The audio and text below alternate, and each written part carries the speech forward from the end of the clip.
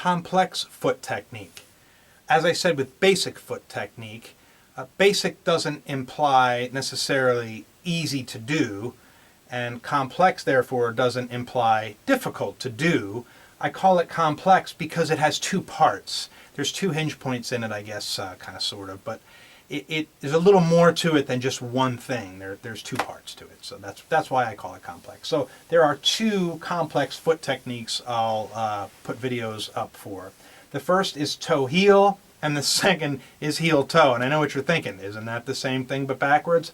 Well, I thought so too until I really got looking at what guys were calling the heel-toe. And I realized the heel-toe that a lot of the metal drummers are talking about is not the same as the toe-heel that I use. It's actually a different technique, and quite a bit different. And I started playing around with the heel-toe and realized, oh, that's kind of neat and it's kind of fun. I'm not very good at it, but I understand it and I can show it to you.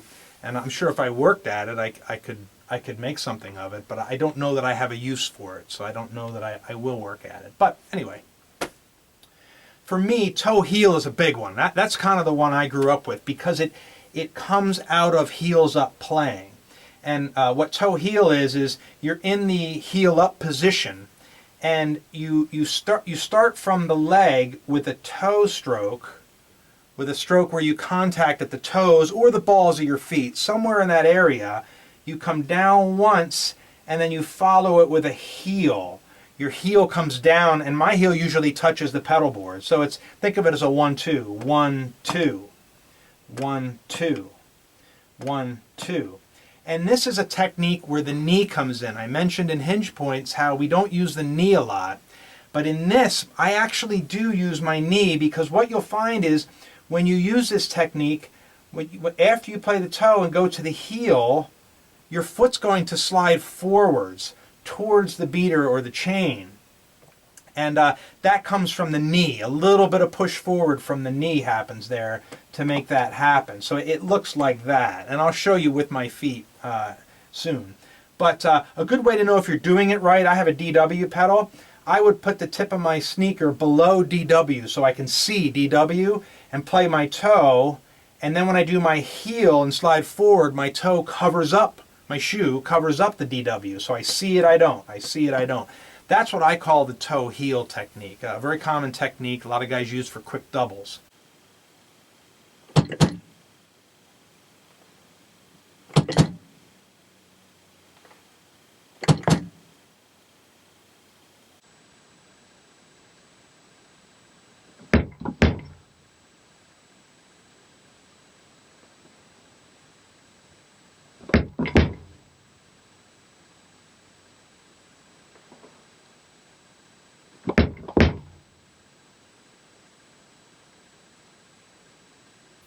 The other one is the heel-toe. Well, the heel-toe is actually what it says. You strike the pedal with your heel and then follow with the toe. Heel-toe, heel-toe. And you get two sounds out of that. If the heel hits the pedal board correctly, you're going to hit the drum, it's going to spring back, and when it does, you're going to push your toe down to send it back for the second note. So it's almost like conga playing.